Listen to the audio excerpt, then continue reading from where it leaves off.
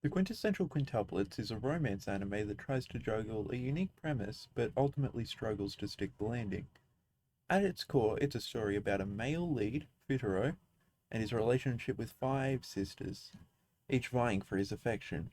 While the idea of a love hexagon sounds intriguing on paper, the series' execution of it falls into the trap of relying on overused romance tropes, making it feel more underwhelming than it should.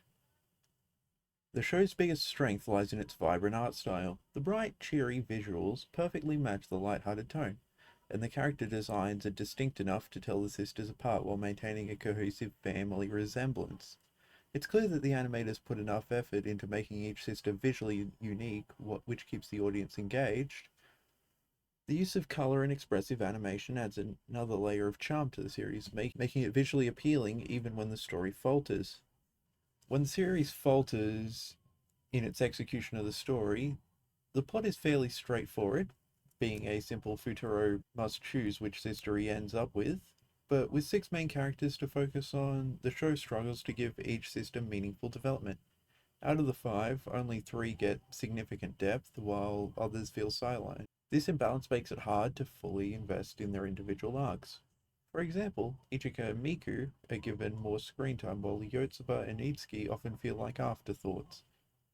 This uneven focus undermines the show's potential to explore the dynamics of a large, interconnected ensemble cast and causes people to get more attached to some compared to others.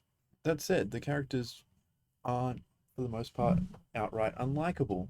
Nino, in particular, stands out as a polarizing but memorable character, while the others range from endearing to forgettable. The lack of a strong supporting cast further limits the show's potential, as the story revolves almost entirely around the central love hexagon.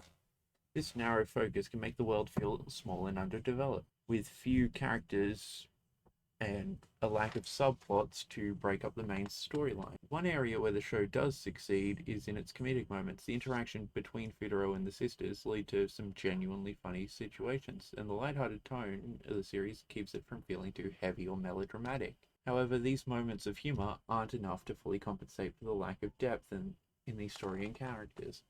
Overall, the Quintessential Quintuplets is a mixed bag. Whilst it's not a must watch, it's not as bad as people make it out to be.